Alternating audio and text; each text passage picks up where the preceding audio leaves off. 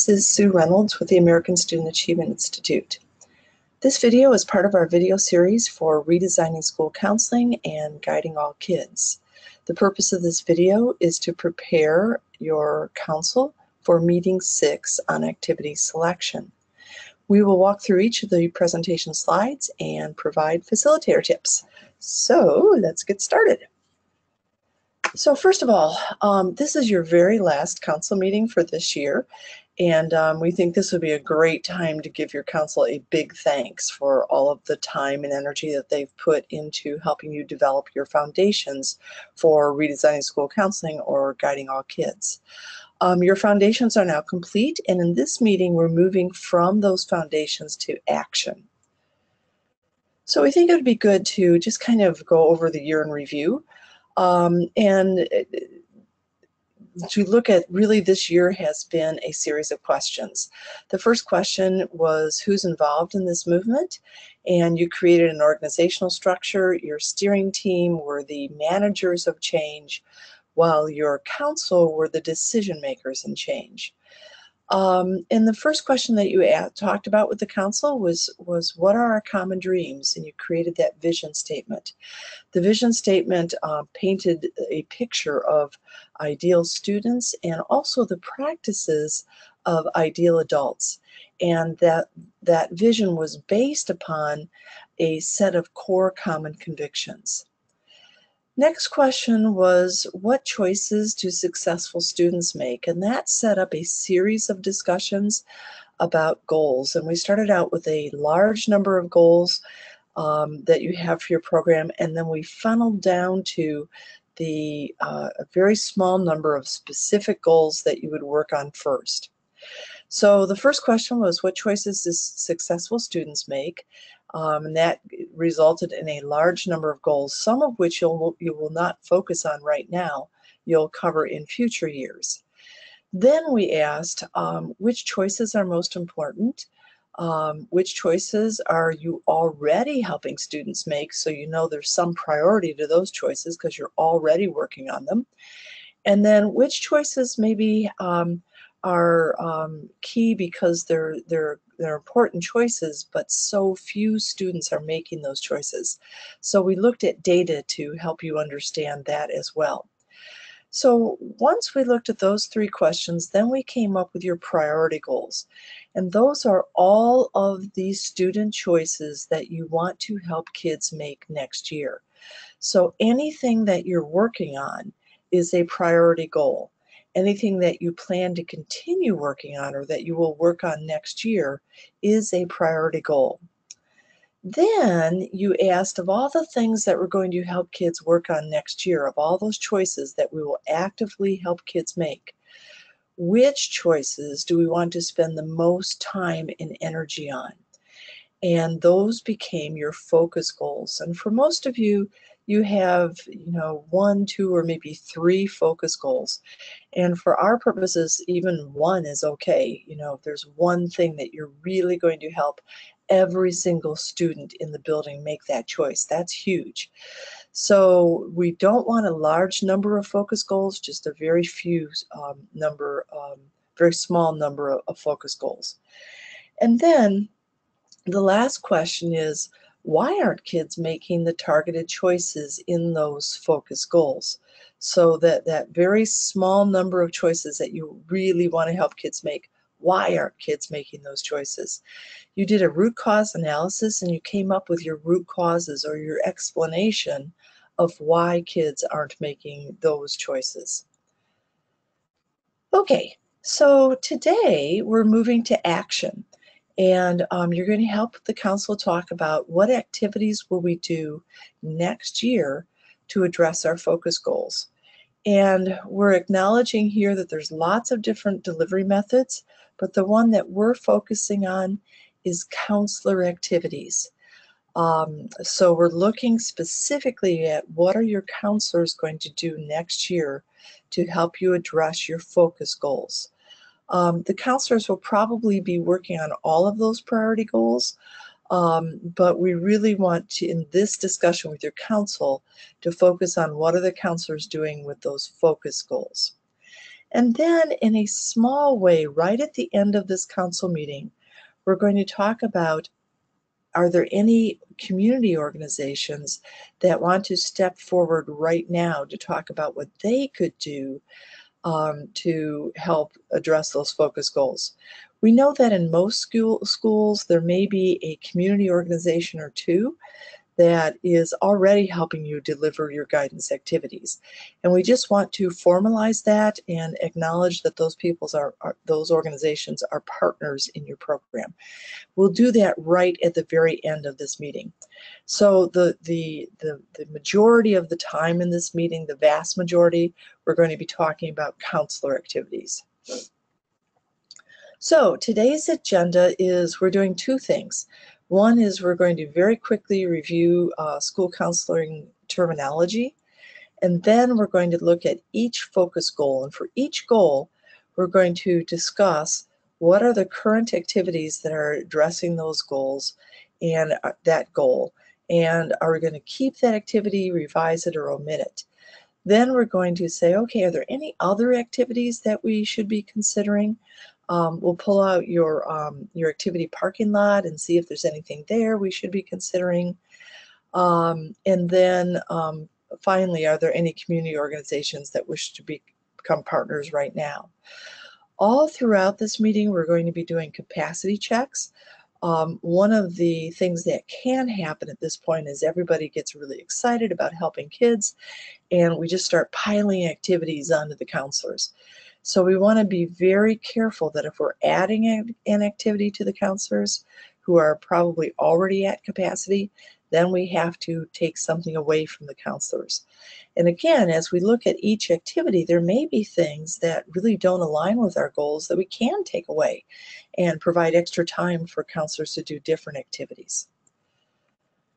Okay, so the next few slides look at the school counseling terminology. Your counselor hasn't maybe used these terms for several months, so we just want to review them. So there are 4 different types of school counseling activities. One type is guidance, and the key thing on this slide is to really emphasize that in guidance activities, counselors are teaching. They're helping kids gain knowledge. They're helping kids develop skills, or they're helping kids apply that knowledge and skill to decision making or problem solving or planning. Because we're in teaching mode, there's lots of different folks that can implement guidance activities. Today we're talking about school counseling and in a minor way community members, but there are other folks that can provide guidance activities as well. Okay, then there's counseling activities.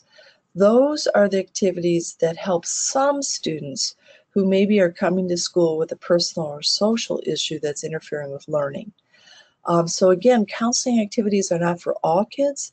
They're just for kids who need a little bit of extra help to overcome or address a personal or social issue that's interfering with their education. So, and because these are counseling activities, they should only be implemented by a licensed professional.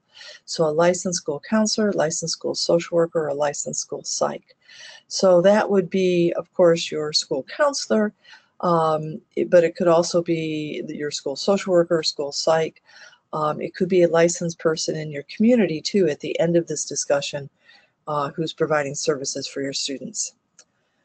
Okay, advocacy activities are activities that counselors do that help to change the learning environment for an individual student or a group of students. And then management activities are the behind the scenes things that school counselors do to support their school counseling program. And then we'll also define non-program activities. So activities that are not guidance, counseling, advocacy, or management. They are also activities that do not align with your focus goals because as the definition of non-program is that they're really not part of your program, so they're not going to help you with any of the program goals. So we won't really be talking about non-program goal activities today because they're not going to align with your focus goals. But we do want to again recognize that there are some non-program activities. Okay, in terms of your discussion, The next few slides will talk about will help you facilitate the discussion of your activities. Okay, so the key question for your council is, for each of our focus goals, what activities should our school counselors be implementing next year? Guidance, counseling, advocacy, or management. So we're helping the council to understand that collectively, these activities must address our focus goals so that kids make the choices we want them to make. But then also, the activities should address the knowledge statements, the knowledge that kids need to make those choices, and also any external expectations that the Indiana Department of Ed or Indiana Gold Star School Counseling Award, any expectations you need to meet for people outside of your school. So on this slide, we also want to help folks understand that in the council meeting, you're going to be discussing activities that address your focus goals. But later, your steering team will address make sure that the activities address the knowledge statements and the external expectations. So, when determining your activities for each focus goal, what should we consider?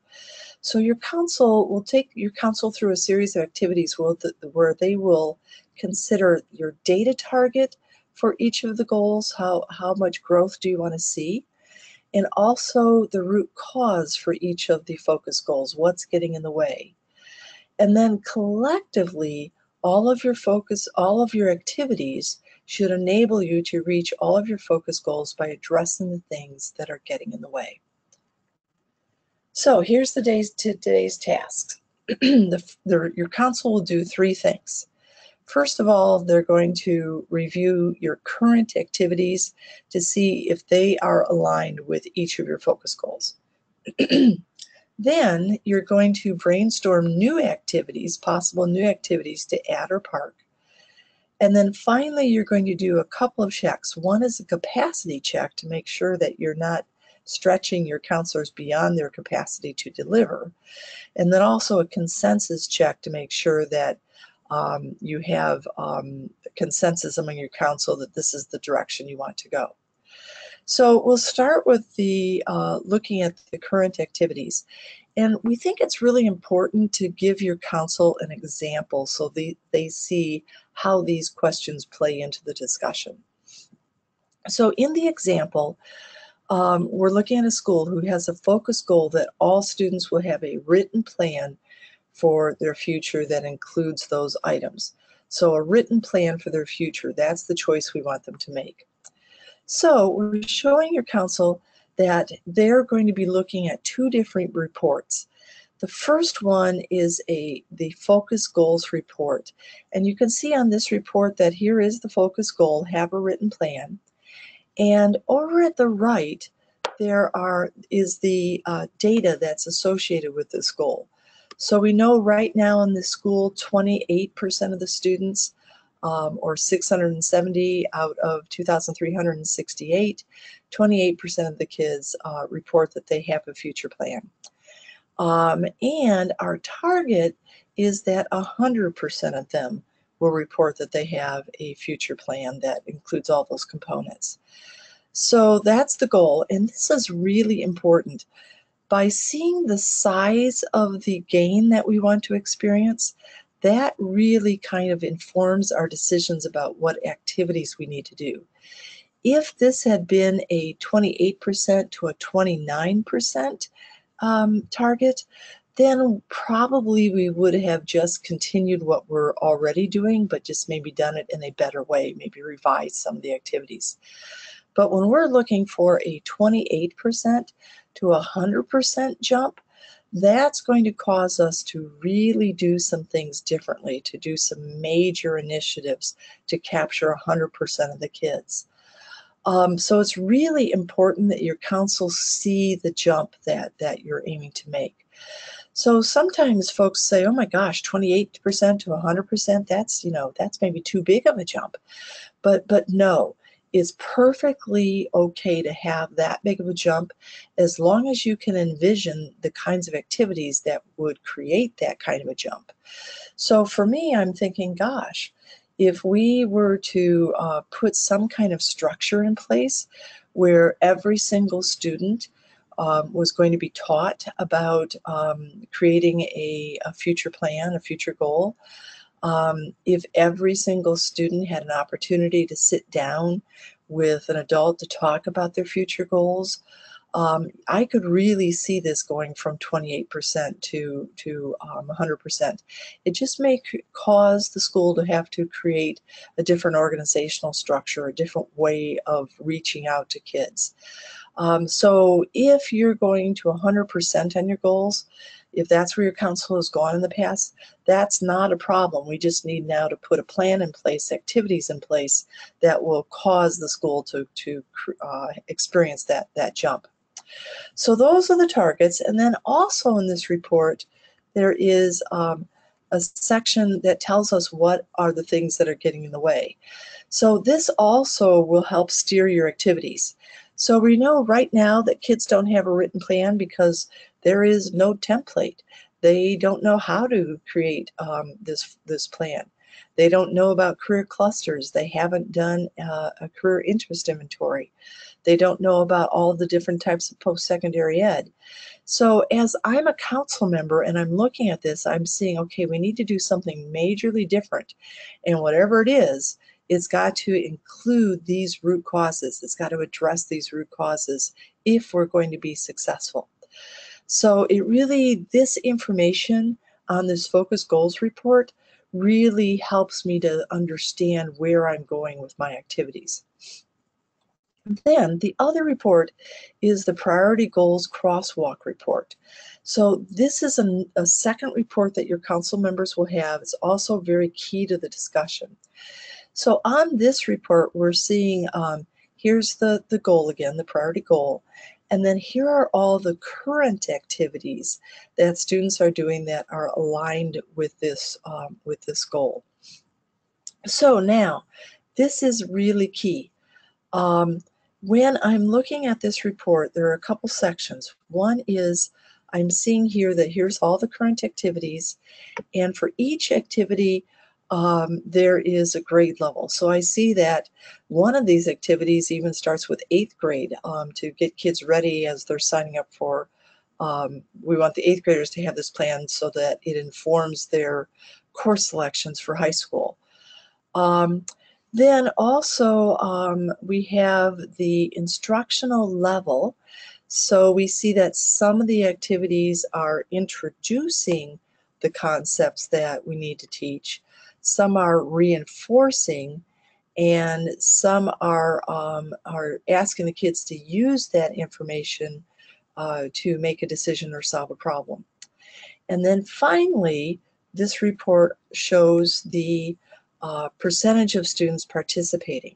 Now, this is really key, and my eyes are immediately drawn, since I know this school wants to go to 100%, my eyes are immediately drawn to see, are there some activities where we're reaching 100% of the students?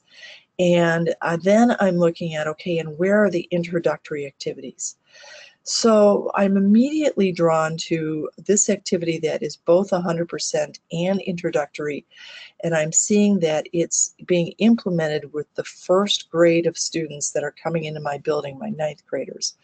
So, and what is it? It's a teacher advisor program guidance lesson on 4-year plan. So I'm thinking, okay, good, we're hitting all of the kids, and it's introduction, and it's happening at the beginning stages of the kids' high school career. So to me, that's probably going to be a keeper. Then I'm looking for, are we going to reinforce that in any way? And I see that here's another activity that's 100%. It's being reinforced again in the teacher advisor program and at every grade level. So to me, I'm thinking, okay, this is good. The school's already got something in place where we're going to introduce and reinforce with every kid in the building. I probably would look at the other 100% to see where we're also reinforcing, or maybe where we're asking kids to use the information. And again, I'm happy because look at this. In every grade level, with 100% of the kids, we're going to do a scheduling meeting where kids are going to use the information that they've learned in their teacher advisor program. So this, I'm thinking, is already a pretty well-designed program. So now I need to look at how am I going to tweak it to go from 28% or 100%, or I might want to have some discussion with folks to say, why are only 28% of the kids reporting that they have this written plan when we're doing these activities with 100% of the kids. So there's a lot of information in this report that's going to help you. The other thing in this report that I'd be looking at are some of these activities that are only 10%. Are those activities that we need to be doing, or if so, do we need to tweak them so we capture more of the kids? So let's just look at this first one, the 8th grade parent night. My guess is that this is an activity where the high school counselors are going to talk to the 8th grade parents. Or maybe the high school counselors have talked with the middle school counselors, and now the middle school counselors are going to do that program with their parents. But I only have 10% of the students who have parents at that meeting. So, this I may consider, is this even worth our time? Or is this something, that we should not do to save time to do something that might be have a bigger impact? Or if I am going to do it, how can I tweak this activity? How can I promote it in a different way so that I'm getting more than 10% of the kids represented at this meeting? Same thing with this 9th grade meeting.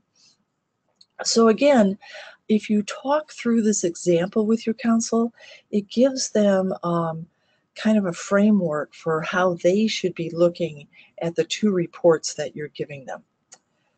Okay. So when we're ready to discuss the activities, this is a discussion prompt that will be very helpful.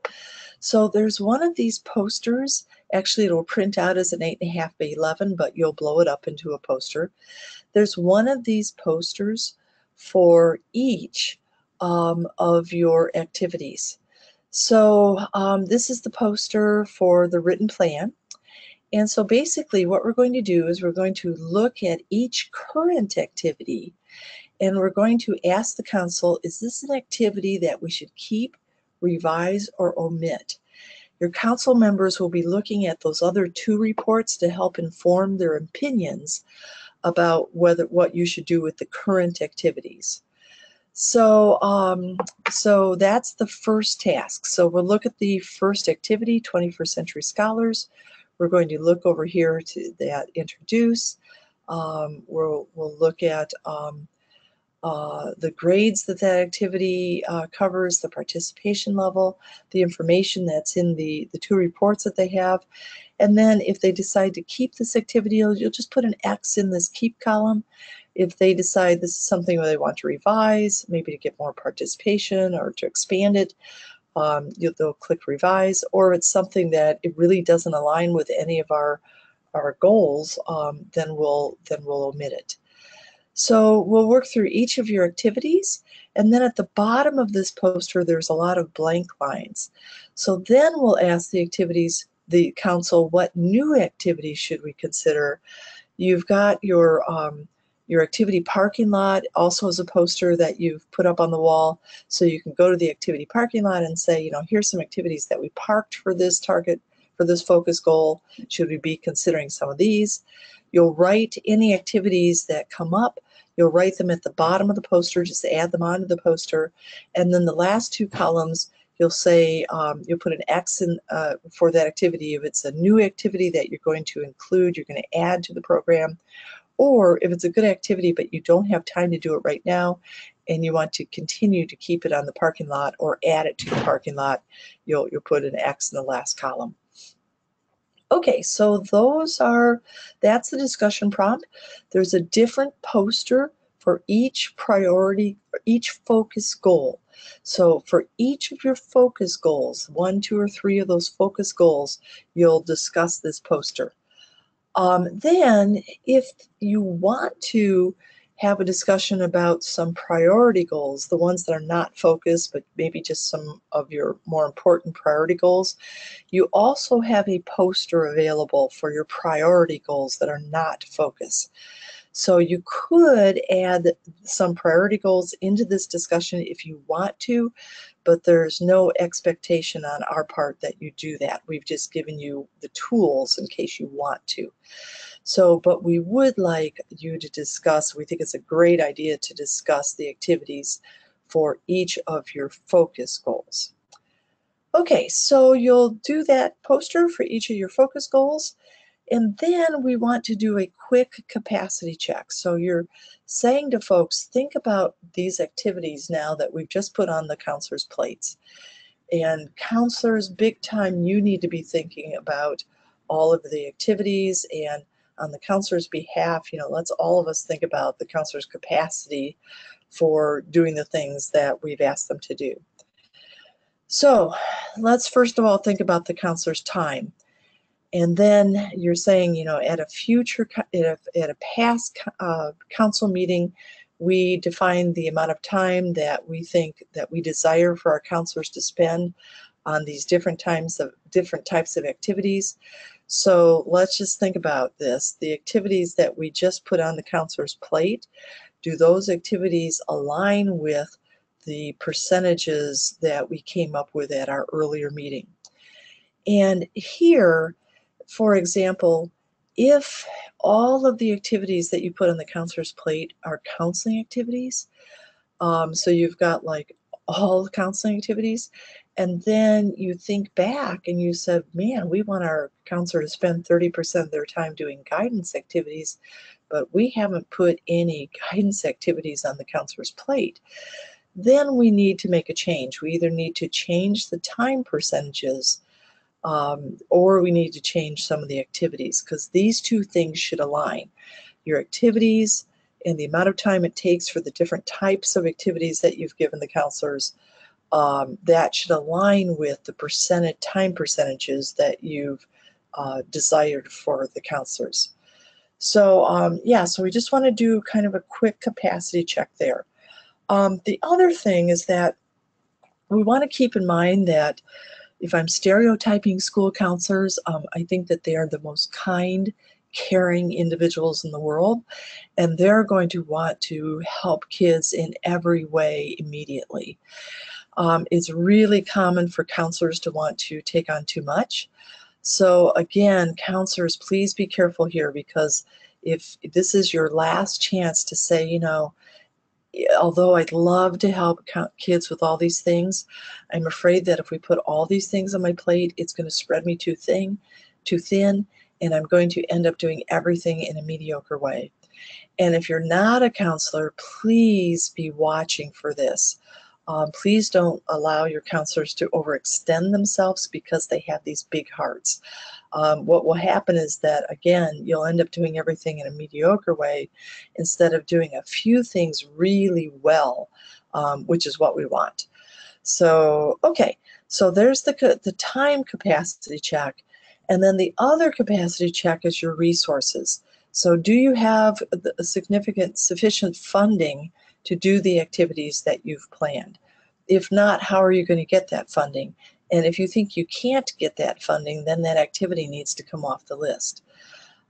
We need, again, to look at your student-to-counselor ratio. Have we overextended ourselves there? A big one is professional development. You really want to make sure that the counselors have the skills and the knowledge they need to deliver the program, that the activities that you've put on their plate. So, for example, if a lot of your activities are dealing with student stress, which, as we look at where schools have gone with their focus goals, there's a lot of schools this year that are focusing on stress. Do your counselors have really good knowledge of stress, what's behind it, how to help students address it and manage it? Or would it be helpful for them to have professional development? And if so, where are conferences that they can go to? Or what can your central office maybe do to help teach counselors about stress management?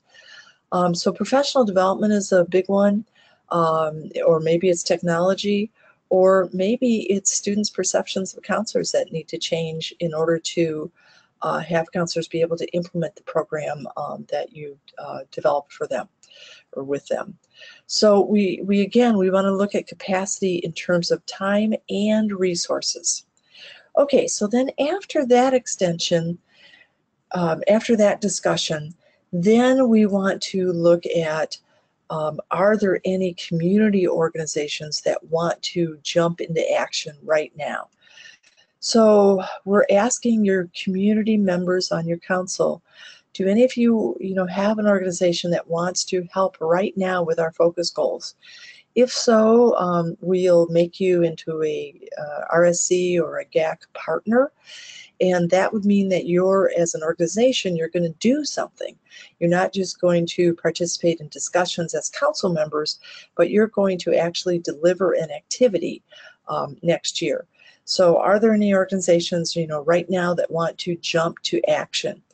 If so, that would be great. You're just telling them, you're coming in as a different delivery method. That's perfect. We're all working together on those focus goals.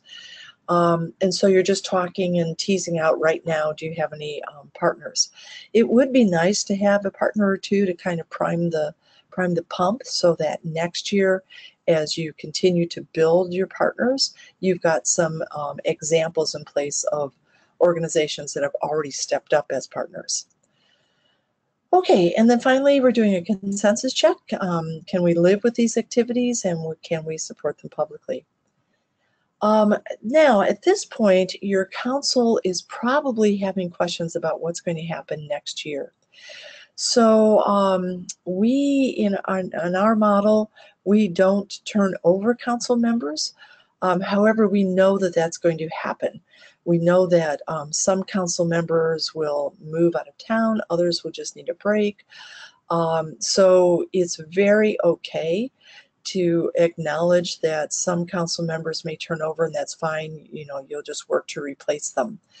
But for council members that can continue, that's wonderful, because then the same people who have designed all those foundations are going to continue to design the action part, the delivery part. So if you can keep the council members, that would be great. But we do know that some council members will come off of your council and be replaced. Okay, so for next year, I'm sorry, in the immediate future, your steering team is going to do a couple of things. One, they're going to check to make sure that each of your activities, that collectively your activities are addressing the guidance knowledge statements, and collectively the activities are addressing the external expectations. And just remembering that if you are a Hamilton Southeastern school, that your district is working on coordinating the way that your K-12 schools are going to address the indicators in the Gold Star Awards. That's why we've put this asterisk here. So not to worry about the Gold Star indicators yet. That will happen in a future step for you. Okay. Then also we're just letting your council know that there is, your district is looking for opportunities for coordination, which is wonderful. So you may be asked, your school may be asked to coordinate the terminology in your focus goals and your priority goals so that they align with other schools. That's a good thing. That allows schools to be able to talk to each other. And then you also may be asked by your district to coordinate your activities between schools. So if all elementary schools are doing an activity but one, that one school may be asked to implement that activity as well. And that's also a good thing, because that means that all students in the district have a similar guidance experience. It doesn't matter what a student is going to or who their counselor is. Every student in the district is going to get a similar experience. So these coordination activities are good activities. It's something that if you're a Hamilton Southeastern school, it's something that the schools have asked for to be coordinated district-wide. But to do that, it means that sometimes the schools need to make some minor adjustments to their plans. Now, if you are outside of the district, we know that in some of our Guiding All Kids schools, the coordination is happening countywide. So if that's okay, if that's your situation, that's fine, that's okay. But we just want to change this word district out for county. And then if you are an RSC school and maybe you're the only RSC school in your district and there's not going to be any coordination, I would just remove this slide. Okay, and then looking at next year, next year, this is our tentative calendar. We're 99.9% sure this is the way it's going to be. We'll make that decision before May so that you'll leave the school year knowing this for sure. But there are, for meeting 1, your council will be talking about the community implementation of activities. You'll be recruiting community partners and coordinating their activities around those focus goals. So once again, the foundations are finished. We're not going to go back at this point and revisit them. So any partners will come in addressing the current focus goals. Then we won't meet again with the council until January. At that point, we'll do some activity monitoring. We'll make sure that all of the activities have gotten off paper and into practice. We'll look for early indicators that the activities are making a difference. So the council will be participating in that.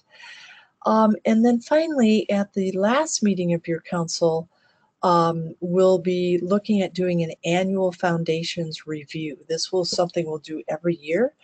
And it's basically just getting out your foundations and seeing if they need to be tweaked at all. For example, in your focus goals, if you were to completely address a focus goal, like for example, we did get to 100% on the percentage of students who had a written plan, then we might want to make that take the focus off of that goal and just make it into a priority goal and tease something different out to make us a focus for the year after next. So we'll just kind of review the annual foundations at that third meeting and tweak, not start from scratch, but tweak the foundations so that they still make sense for the coming year. Okay, so those are the council goals. You may want to take off these columns before you do this presentation with council, but we just wanted to show you that for the steering team, there are 4 trainings next year, and 3 of them will be attended by the steering team, and 1 where we set up the teacher advisor pilot will be attended by just the TAP leaders. And in January, we'll talk about recruiting the TAP leaders. We'll talk about that a little bit in October as well. So, okay, so that's the tentative calendar, and that's it. So we're finally thanking everybody again. Sometimes schools will want to have, a special thank you cards that they've written out for the council members, or maybe a little token gift, maybe, bring them homemade cookies, or just, something to give them a special thank you for the time they've put in this year to help you. So yeah, lots of different things. Some schools like to have a dinner that they'll put on, or a special meal as a thank you. Again, the thank you will depend on the amount of funding that you have available, of course. But we've seen a lot of schools just do a thank you card in a, 3 or a half dozen chocolate chip cookies is just a special thank you for their council members, and just a special appreciation for all the work they put in helping you create your foundations, and then also to just really celebrate that you have this program now planned. You have foundations where there, a year ago there wasn't even a program. So now we have a data-driven program. It's developed with, by folks with a lot of different perspective. It's really going to be a wonderful foundation, and there really is a lot to celebrate. So okay, so that's it. As always, feel free to contact our team if you have any questions about about addressing this and facilitating this with your council. If you did face-to-face training with us or webinar training with us, you know that these slides are slightly different than the handout that we gave you. So make sure that you're printing, that you've downloaded the slides and that you're printing from the downloaded version rather than the paper copy that we gave you at your training. So, okay, I think that's it. And again, call us if you have any questions. Thank you.